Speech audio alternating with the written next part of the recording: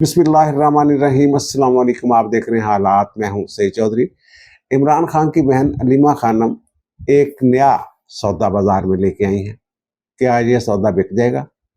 इसी गुफ्तगू में उन्होंने ये भी कहा है कि इमरान खान को जेल में कत्ल की धमकियां मिल रही हैं। इस बात में किस हद तक सदाकत है? इमरान खान के जेल में शबो रोज कैसे गुजर रहे हैं? क्या इस वक्त जो जेल में बंद इमरान खान है, ये वही इमरान खान है जिसे 2 साल पहले जेल में लाया गया था? क्या इमरान खान आर्मी चीफ आसिम मुनीर के साथ खेल रहे हैं, कोई खिलवाड़ करना चाह रहे हैं?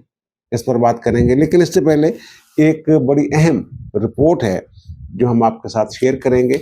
ये पाकिस्तान को नाकाबिले तस्खीर एक तरह से करार दिया जा रहा है।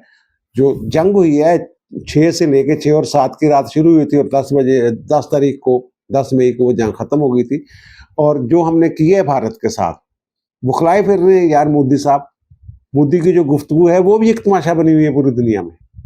लेकिन जो हम आपके साथ रिपोर्ट शेयर करेंगे, ये इस पे आप फख्र करेंगे। जो हमारी फौज की कारकर्दगी रही है ये इस एपिसोड में, वो तो उस पर तो हम पहले ही फख्र कर रहे हैं। लेकिन ये जो रिपोर्ट है, ये दुनिया के जो डिफेंस जनरल्स हैं, यानी अस्करी जरायत, उनकी राय पे और आलमी अस्करी माहिरीन की राय पे मुश्तमिल एक रिपोर्ट है। महताब अजीज साहब ने ये रिपोर्ट तैयार की है, वो हम आपके साथ शेयर करेंगे। एक तो ये ना कि हमने राफेल गिराया, पहला मुल्क है पाकिस्तान जिसने राफेल गिराया है। इसके अलावा एक नेटो का, खास तौर पे फ्रांस और बरतानिया का मुश्तरका मिसाइल है, वो भी गिराने वाला पहला मुल्क बन गया पाकिस्तान। इस पे मैं कह रहा हूं कि आप फख्र करेंगे। अच्छा, राफेल वाली जो बात है ना, राफेल का तमाशा बना हुआ है। ये हमारे वज़ीर मुमलकत बराए कानून इंसाफ हैं बैरिस्टर अकील मलिक साहब। ये एक टीवी चैनल पे बैठ के गुफ्तगू कर रहे थे कि जनाब मेरी मुलाकात हुई फ्रांस के सफारतकार से, तो मैंने उन्हें कहा कि जनाब आपका जो अजराह तफन्नन, वो कहते हैं, मैंने कहा मजाक में मैंने बात की कि आपका राफेल तैयारा तो बड़ा अच्छा है, लेकिन उसको उड़ाने वाले ठीक नहीं थे। आप हमें एक राफेल दें मुफ्त में, फिर हम आपको बताएंगे। हमारे एयरफोर्स के जो पायलट्स हैं वो बताएंगे कि त्यारा कैसे उड़ाया जाता है। अच्छा, ये पंजाबी का एक मुहावरा है कि बटेरे नहीं लड़ते, उन्होंने लड़ाने वाले हाथ लड़ते हैं। तो यही बात, इसी से मिलती जुलती बात जो है ये बैरिस्टर अकील मलिक ने कि ये राफेल भी एक मजाक बन गया हुआ है फ्रांस के लिए। और दूसरी बात यह कि आप भी social media, Indian social media और मेन स्ट्रीम मीडिया जो है वो देख रहे होंगे। जो संजीदा किस्म के दानश्वर हैं या अस्करी माहिरीन हैं, उनकी जो राय है वो ये कह रहे हैं कि जनाब भारत पाकिस्तान को नहीं हरा सकता। उसकी एक वजह बयान करते हैं, वो कहते हैं पाकिस्तान को हराना चीन को हराने के मुतरादिफ है और चीन को हराने की पोजीशन में भारत नहीं है। ਉਹਦਾ पूरा सिस्टम ही तबाह होया पिया यार। ਇਹ मोदी साहब तो बड़का मार रहे थे ना, कभी पानी की बड़क मार देंगे ने, कभी कोई बड़क मार देंगे, वरना वो मेरी गोली तो है। ये धमकी थी ना, एक वज़ीर आज़म की लैंग्वेज है ये। इंडिया में तनकीद हो रही है इस बात पे। और ये जो ना, ये जुनून में मुब्तला लग रहे हैं मुझे, जुनून में मुब्तला हो गए हैं इस शिकस्त के बाद। मोदी साहब बहकी बहकी बातें कर रहे हैं। अब जनाब रशिया से इन्होंने 5th जनरेशन का कोई त्यारा खरीदना था, उसमें लग गए हुए हैं जनाब, वो खरीद लेते हैं। रशिया ने तो शायद दे दी है जनाब कि जनाब ले लें आप, लेकिन भारत वो कहते हैं नहीं, अब मैं अपना, जैसे पाकिस्तान ने JF-70 थंडर वगैरह बनाए हुए हैं और तुर्की के साथ इश्तराक है इनका का आन का, तो वो जनाब वो 5th जनरेशन त्यारा है, तो जनाब वो मैंने खुद बनाना है। अब जनाब ये AMCA कोई इन्होंने कह रहे हैं हमने बनाना है त्यारा और 5th जनरेशन का, तो वो जनाब उसकी मंजूरी दे दी है। 2 इंजन वाला त्यारा है, स्टेल्थ है और सुपर क्रूज मिसाइल वगैरह जो वो ले जा सकेगा। ये कहते हैं जब 2035 तक इसकी तैयारी का हदफ दिया है। दूसरी तरफ पाकिस्तान देखें कि जो J-35 त्यारे हैं चाइना के, वो इस साल पाकिस्तान को मिल जाएंगे, वो भी 5th जनरेशन है। यानी ये 2035 में ये त्यारा जो है इसकी तैयारी का हदफ है। फिर पता नहीं बनता है नहीं बनता है। पहले वो तीजा तूजा तेजा पता नहीं क्या त्यारा इन्होंने बनाया था ना, वो कहाँ है? वो जंग में नजर आया कहीं? तो ये जनाब वो कहते हैं हम अपना तैयारा बनाएंगे, और दूसरी तरफ पाकिस्तान जो है वो कान तैयारे के बारे में मैंने आपको बताया था कि जनाब उसके हम इश्तराक कर रहे हैं तुर्की के साथ। तो उसने तो जो आजमाइशी परवाज हुई है वो भी कर ली हुई है, वो भी हम तक पहुंच जाएगा, और फिर हमने कोई हाथ में हाथ धर के थोड़ा बैठे रहना है। हमने मजीद तरक्की करनी है, मजीद आगे जाना है। और जो पानी की धमकियां दे रहे हैं ना, वो इंडिया ही के जो माहरीन हैं वो ये बात कर रहे हैं कि जनाब पाकिस्तान को धमकियां दे रहा है लेकिन ये उल्टी पड़ सकती हैं। वो ये कह रहे हैं, खबरें दे रहे हैं कि पाकिस्तान और चीन जो है ये मिल के कोई ऐसी स्ट्रेटजी बना रहे हैं कि ये पाकिस्तान को भूखा मारना चाहते हैं। ये दोनों मिलके ये जो पानी का बहरान है ये भारत के लिए बहरान पैदा कर सकते हैं। इसकी एक आध मिसाल भी दी है उन्होंने कि जनाब चाइना ने ये काम कर दिया है, और जो दरिया ब्यास है इसको पानी पूनी रोक लिया है, पता नहीं कितने परसेंट इस तरह की है, वो रिपोर्ट मुझे पूरी तरह याद नहीं। और दूसरी जो मैं बात कर रहा हूँ कि राफेल गिराने वाला पहला मुल्क है। इसी तरह एक मिसाइल है स्काल्प, SCALP, उसको स्टॉर्म शैडो भी कहते हैं।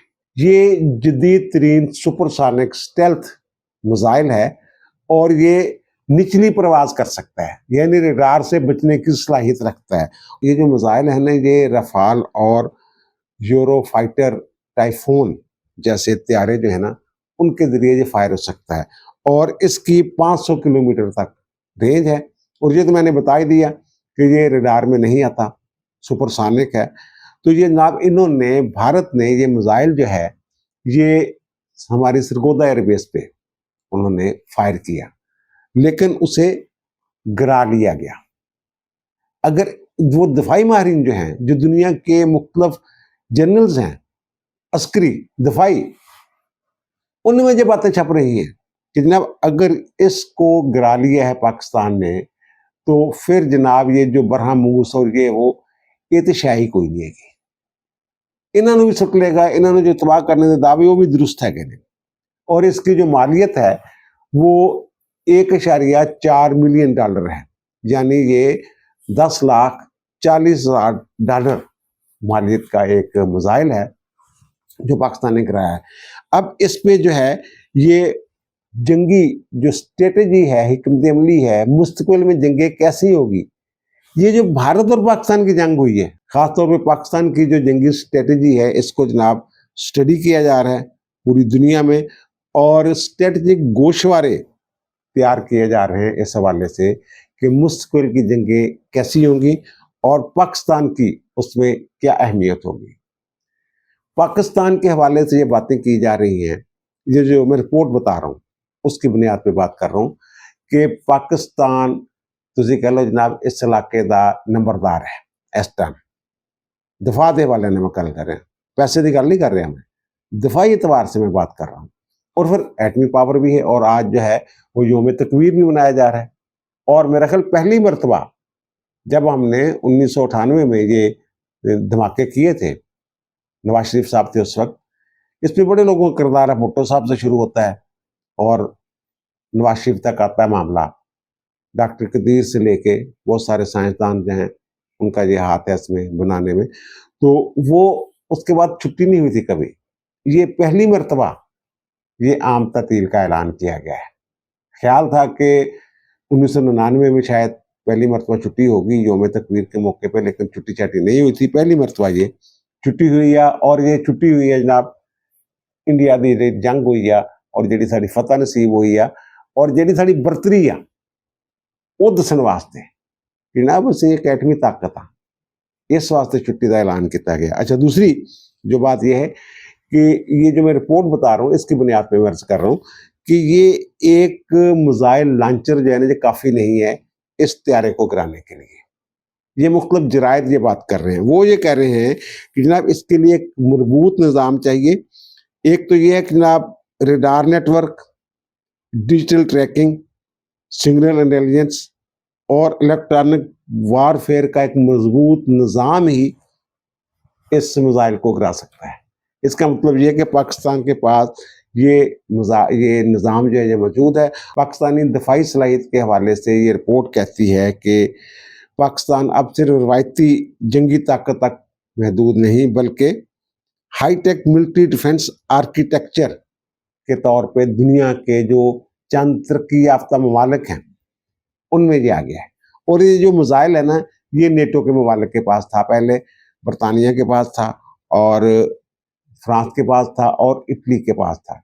तो अब इन्होंने ये जनाब नेटो शेटो इस्तेमाल करते थे इसको, अब इन्होंने राफेल के साथ भारत ने ये फ्रांस से ये जो मिसाइल है स्काल्प, जिसको मैंने अर्ज किया कि स्टॉर्म शैडो के नाम से ये मशहूर है, इसको इन्होंने हासिल किया है। बरतानिया, फ्रांस और चीन के जो दफाई जराइद हैं यानी डिफेंस जर्नल्स, उनकी रिपोर्ट्स और वाशिंगटन पोस्ट की एक रिपोर्ट है और अल जजीरा की एक रिपोर्ट है, जिसकी बुनियाद पर यह कहा गया है कि पाकिस्तान ने स्काल्प मिसाइल गिरा लिया है। तो इसका मतलब ये है कि जो ताकत का तवाज़ुन है वो टिल्ट कर गया है पाकिस्तान की तरफ। यानी अब भारत जो है वो जो नंबरदारी का और चतुराहट का ख्वाब देख रहा था, वो ख्वाब चकनाचूर हो गया हुआ है। और कहा यह जा रहा है कि जनाब पाकिस्तान ने ये मिसाइल गिरा के उतना बड़ा ही कारनामा, बल्कि उससे भी बड़ा कारनामा सर अंजाम दिया है जितना राफेल को गिरा के पाकिस्तान ने ये कारनामा सर अंजाम दिया था। तो बाकी ये अलीमा खानम साहबा जो है इन्होंने बात की है साफियों के साथ, तो वो उन्होंने जो बात, अच्छा एक तो ये है कि ये मुलाकात हुई है इमरान खान की दो बहनों की इमरान खान के साथ जेल में, एक जनाब उज़मा खानम की और नौरीन खानम की। ये अलीमा बाजी जो हैं ये इनको नहीं जाने दिया गया अंदर, उनका तुसी रवो बार तुसी यार मीडिया ने गलचल करो। और उन्होंने जो बातें की, दो बातें की हैं। एक तो उन्होंने ये कहा है कि ये मैं आपको सुनवा देता हूँ कि जनाब धमकियाँ आ रही हैं कि जनाब आप लोगों का एक्सीडेंट हो जाएगा और इमरान खान को जेल में कत्ल कर दिया जाएगा। ये सुनिए जरा क्या फरमा रही हैं। हमें धमकियां आती हैं कि आपकी गाड़ी उलट दी जाएगी, आपको एक्सीडेंट हो जाएगा, इमरान खान को अंदर खत्म कर दिया जाएगा। हम नहीं डर रहे, हम अल्लाह से डर रहे हैं। वो कहती है कि हमें भी धमकियां दी जा रही हैं। मैंने ये पता किया है अपने जराये से, तो वो कहते हैं जनाब अलीमा खानम से किसी हवालदार ने भी आज तक रब्ता नहीं किया, तो फिर कौन धमकियां दे रहा है? ये हो सकता है कि जनाब इनकी पार्टी के अंदर ही जो लीडर हैं वो ये कहते हो कि अलीमा खानम को जनाब एक्सीडेंट भी हो जाता होता, वो डरा रहे हैं उनको, या वही बता रहे हो कि जनाब इमरान खान की जान को खतरा है जेल के अंदर। वैसे ये ड्रामेबाजी भी पूरी कर लेते हैं ना, जैसे बुशरा बेगम ने पता नहीं वो कहते मुझे हार पर बुला दिया था, क्या कर दिया था। पहले भी इन्होंने सोशल मीडिया पर कैंपेन चलाई थी ना कि जनाब इमरान खान की जान को खतरा है जेल में। और फिर इस जंग के दौरान तो इन्होंने एक और भी दरखास्त दे दी थी जनाब इमरान को बंदीगाला से, वो अली मीन खंडापुर ने इस्लामाबाद हाई कोर्ट में नहीं दी थी कि जनाब वहां से कोई इंडिया जो है मिसाइल दूर मार सकता है, इनको जनाब वहां से निकाला जाए, पैरोल पे रहा किया जाए। इस तरह की बातें कहते हैं, ड्रामेबाजी करते रहते हैं। तो बहरहाल जो इमरान खान वाली बात है, उनकी सिक्योरिटी बड़ी सख्त है, खाना तक चेक होता है, शक्ति मिले हुए हैं। लेकिन इमरान खान वो पहले वाला इमरान खान नहीं है। मेरी जेल में जो मेरे ज़राए हैं उनके साथ बात हुई है, उनका जनाब जब ये शुरू में आए थे ना इमरान खान साहब, तो ये बड़ा तंग करते थे। अब वो कहते हैं वो सूरत वो वाली नहीं है। उन्होंने जो अल्फाज इस्तेमाल किए ना वो मैं आपको बता देता हूँ। वो कहते हैं खान साहब जो हैं ये सुस्त भैंसे की तरह सारा दिन लेटे रहते हैं। वो कहते हैं जिस दिन कोई केस होता है, अदालत में पेशी होती है, उस दिन या कोई मुलाकात होती है, उस दिन खान साहब तैयार तर होते हैं, शेव शूव करते हैं ताकि फ्रेश नजर आए। लेकिन सारा दिन जो है ये सुस्त भैंसे की तरह लेटे रहते हैं। एक्सरसाइज भी कभी करते हैं कभी नहीं करते। जो पहले इनकी रूटीन थी वो अब रूटीन नहीं है। इसका मतलब ये है कि खान साहब जो हैं जो बड़के छिड़के मारते रहते हैं, अंदर खाते ये खान साहब जो है ये टूट चुके हुए हैं। और लग ये रहा है कि जनाब उनकी जो जेल है ना उसका जो दरानिया है वो काफ़ी तवील है। अब अलीमा खानम जो बात कर रही है वो और बात कर रही है। इससे पहले जो उनका ट्वीट है इमरान खान साहब का, वो दोबारा उन्होंने ट्वीट किया है अंग्रेजी में, पहले उर्दू में था। वो मैं आपको बता देता हूँ, कह रहे हैं मैं सारी जिंदगी जेल की चक्की में गुजार लूंगा लेकिन फरौनियत और यजीदियत के सामने नहीं झुकूंगा। और वो मुल्क गिर तहरीक वाली बात जनाब तैयार हो जाए। और कहते हैं एक कर्नल जो है उसके कहने पे अदालती अहकामात जो हैं वो हवा में उड़ा दिए जाते हैं। ये खान साहब बज़ाहिर ये कह रहे हैं अपने जो उनके सपोर्टर्स हैं या उनके जो कारकुन हैं या उनके मुकल्लदीन हैं उनको हौसला दे रहे हैं कि मैं बड़ा तगड़ा है। लेकिन जो उनकी बहन है अलीमा खानम वो कुछ और बात कर रही है। वो तो ये कह रही है कि जनाब हमें तो अभी तक ये नहीं पता कि जनाब आप लोग चाहते क्या हैं। इससे एक तो ये इस बात को तकवीत मिलती है जो हमारी खबरें हैं कि खान साहब के साथ किसी ने राब्ता नहीं किया। अगर किसी ने राब्ता किया हो तो फिर तो ये बात ना करें। और दूसरी बात जो उन्होंने की है कि जनाब जो भी बात करनी है सामने आके करें आप। वो समझ रही हैं कि ये जो खबरें हैं कि जनाब ये इन्हीं के लोग जो गंडापुर वगैरह और दीगर लोग जाते हैं खान साहब को कुछ स्टोरी सुनाते हैं कि जनाब हमारे साथ राब्ता किया ये वो कहते हैं जनाब डायरेक्ट राब्ता करें इमरान खान साहब से। इमरान खान के कितने ही बयान मौजूद हैं, उनके अपने एक्स अकाउंट पे जाके चेक कर लें, उनकी पोस्टेज हैं। वो हमेशा ये बात करते हैं जनाब एस्टेब्लिशमेंट के साथ बात करने के लिए तैयार हूँ, मेरे दरवाजे खुले हैं। एक दफा तो उन्होंने ये भी कह दिया था ना मैं तो बात करने के लिए तैयार हूँ, वही बात नहीं कर रहे मेरे साथ। अब मैंने दरवाजे बंद कर दिए हैं, दरवाजा बंद करके फिर दरवाजा खोल देते हैं।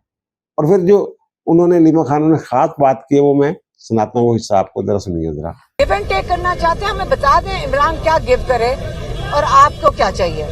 इंशाल्लाह हम आपको यकीन से कहते हैं जो ईमानदारी से जो चीज होगी हम आपके साथ बातचीत करेंगे। यानी लीमा खानम ये यकीन दहानी करवा रही हैं कि जनाब हमारे साथ बात करें, जो हम वादा करेंगे पूरा करेंगे। ये जो कहते हैं ना खान जो है मुकर जाता है, यूटर्न ले लेता है, अनप्रडिक्टेबल है, इसका पता कोई नहीं है, इस पर यकीन कौन करे, बात आगे कैसे बढ़े, वो कहते हैं हम हैं। तुसी दी गारंटी किवें दे सकते हो? वो ਜਦੋਂ ने ਵਿਆਹ ਕੀਤੇ ਨੇ 3 ਵਿਆਹ, ਉਹਨਾਂ ਤਿੰਨਾਂ ਵਿਆਹਾਂ ਦਾ ਤੁਹਾਨੂੰ ਬਾਹਰੋਂ पता लग गया ने दसे नहीं ਤੁਹਾਨੂੰ। मुझे याद है जब जमाइमा वाली खबर आई थी जनाब ये वहाँ शादी करने वाले हैं, तो इनका इंटरव्यू आया था बहनों का। वो कहती हैं हम तो उसके लिए यहाँ लड़की तलाश कर रहे हैं अपने भाई के लिए। रेहाम खां वाला भी नहीं पता था और ये बुशरा बेगम वाला भी नहीं पता था इन बहनों को। तो वो कह रही है तुसी दी गारंटी कितना दे सकती हो। और दूसरी बात यह है कि गिव एंड टेक की बात की है आपने, तो वो बताएं जनाब क्या गिव करे, क्या दे, वो क्या दे सकता है। वो इररेलेवेंट है, वो अब फिट नहीं है हमारे सियासी मंजरनामे में, इस तस्वीर में उसकी जगह ही नहीं है। वो ब्रश कर दिया उन्होंने। ये कह रही है जनाब गिव एंड टेक, ये सिर्फ तरला प्रोग्राम है इनका। और कुछ लोग कह रहे हैं जनाब वाह वाह क्या बात है जनाब, क्या इन्होंने स्ट्रेटजी अपनाई है लीमा खानम ने, उनको मुश्किल में डाल दिया। वो तैयार ही नहीं है बात करने के लिए। ये एमी सौदा लेके आ गए हैं बाजार में जिसका कहा कि कोई नहीं है। और वो मैं सुन रहा था मुनीर फरूक साहब को, बड़े करीब है उनके, वो कहते हैं इज डन, मुक गया इमरान खान। ये बारे ताकतवर लोग है कहते ने, वो ये कह रहे हैं। और फिर वो कहती है जनाब कसूर पूछते हैं ना कसूर क्या है। और भाई 9 मई से बड़ा कसूर क्या होगा। पहले दिन से मैंने पूरा प्रोग्राम बल्कि एक से ज्यादा मरतबा ये बता चुका हूँ कैसे इन्होंने उनके रास्ते में रुकावटें डालने की कोशिश की, उनके तकर्रर के रास्ते में। आखिरी दिन तक 26 नवंबर 2022 को जब ये लेके गए, गोली लगी हुई थी, लंगड़ी टांग के साथ हेलीकॉप्टर से उतर के आके थे वहां जनाब खिताब करने के लिए। और फिर वो ये कह के उस वक्त मायूसी थी इनके चेहरे पे। मायूसी इसलिए थी कि ये 26 तारीख को वहां गए, 26 नवंबर को, 24 नवंबर को नोटिफिकेशन हो गया था हाफिज साहब का बतौर आर्मी चीफ। और आरिफ अलवी साहब जो है वो लेके पहुंच गए थे इनके पास नोटिफिकेशन की मंजूरी लेने के लिए। जनाब खसूसी तैयारे के जरिए आया और उस्मान पार्क में जनाब इमरान खान ने मंजूरी दी, याद है ना आपको।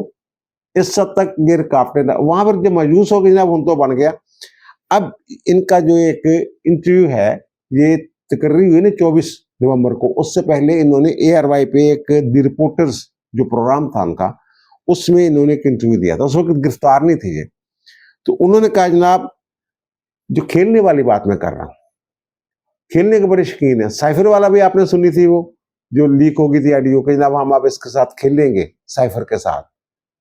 और दूसरी बात यह है कि वहां टीवी चैनल पे बैठ के इन्होंने कहा था कि आर्मी चीफ की तैनाती पर सदर आरिफ अलवी से मिलकर खेलेंगे। और वो कहते हैं कि समरी रुक भी सकती है। कितनी देर रुक सकती थी समरी? 15 दिन। रिटेन तो उन्होंने पहले कर लिया आर्डर के जरिए उन्होंने कि रिटायर नहीं होना तुसी, तो हुक्मसानी कम करते रहो बतौर लेफ्टिनेंट जनरल। तो वो कह रहे हैं जनाब आरिफ अलवी से मिलकर खेलेंगे, समरी रुक भी सकती है। और जब उनसे पूछा गया कि यार तुम तकलीफ की है जेडे बंदे का नाम सामने आ रहा है जनरल आसिम मुनीर का, तो तुम की मसला? नहीं कहा मुझे किसी से कोई मसला नहीं है, मुझे कोई फर्क नहीं पड़ता, कोई भी आर्मी चीफ आ जाए। हालांकि फर्क पै रहा सी, फैज हमीद पीछे से थे सारे, ये तो फैज हमीद बनाना चाह रहा थे। वो कह रहे थे जनाब मसला जो है ना, वो मसला जो है कि नवाज शरीफ की नीयत में मुझे शक है। उन पता लग गया नवाज शरीफ का की किरदार सी, एक किहदी चॉइस सी, कौन डटिया सी, किने प्रेशर बर्दाश्त किया सी, वो नवाज शरीफ जी। कहते जी नवाज शरीफ की नीयत में शक है मुझे, वो जिसे चीफ लगवाएंगे तो चाहेंगे कि हमें मार पड़वाएं उससे और मुझे नहल करवाएं। और वो कहते हैं नवाज शरीफ का लाया हुआ बंदा पहले दिन से ही मुतनाज़ा हो जाएगा। ये खान साहब इस तरह इन्होंने खेलने की कोशिश की थी, लेकिन वो नहीं खेल सके।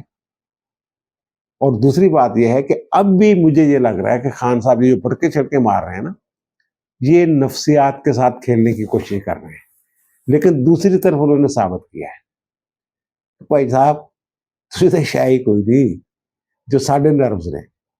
ਜੰਗ ਦੇ ਵਿੱਚ ਉਹਨਾਂ ਨੇ ਜੋ ਸਾਬਤ ਕੀਤਾ, ਔਰ ਜਦੋਂ ਉਹਨਾਂ ਨੇ ਅਹੁਦਾ ਸੰਭਾਲਿਆ ਉਸ ਤੋਂ ਬਾਅਦ ਜਿਹੜੀਆਂ ਰੁਕਾਵਟਾਂ ਆਈਆਂ, ਜਿਹੜੀਆਂ ਸਾਜ਼ਿਸ਼ਾਂ ਦਾ ਸਾਹਮਣਾ ਕੀਤਾ, ਉਹਨਾਂ ਜਿਵੇਂ ਬੰਦਾ ਨਿਕਲਿਆ। ਪੂਰੀ ਦੁਨੀਆ ਉਹਦੇ ਮਜ਼ਬੂਤ ਅਸਾਬ ਦੀ ਗੱਲ ਕਰ ਰਹੀ ਹੈ, ਮੰਨ ਗਈ ਹੋਈ ਹੈ। ਤੇ ਖਾਨ ਸਾਹਿਬ ਤੁਸੀਂ ਉਹਦੇ ਅਸਾਬ ਤੋੜਨਾ ਚਾਹ ਰਹੇ ਹੋ, ਔਰ ਭੈਣ ਤੁਹਾਡੀ ਕੁਛ ਹੋਰ ਗੱਲਾਂ ਕਰ ਰਹੀ ਹੈ। ਇਹ ਤਰਲਾ ਹੀ ਪ੍ਰੋਗਰਾਮ ਹੈ ना कि आए बात करें, ईमानदारी के साथ जो चीज होगी हम बातचीत करेंगे। और बीबी वो बातचीत करने लिए तैयार ही नहीं है। ये जो सौदा तुम लैके आए हो ना बेचने वास्ते, इनू दोबारा यदि गठड़ी बनो, चुको ते कर लै जाओ। जी मेरी इतलाह वा वो मुताबिक यही है। हाँ अदालत जो अगर थोड़ा रिलीफ मिलता है तो लै लो। और बहुत सारे लोगों ने पेशगोइयां की, दावे किए ईद से पहले रिहा हो जाएंगे। वो केस ते लवा लो पहलो, पत्नी की बारी आनी आ नहीं आनी, कदों बारी आनी आ। अब दीजिए मुझे इजाजत, दोबारा मुलाकात होगी नए भी इलाके के साथ। अल्लाह ताला आप पर, मुझ पर, हम सब पर मेहरबान रहे। अल्लाह हाफिज।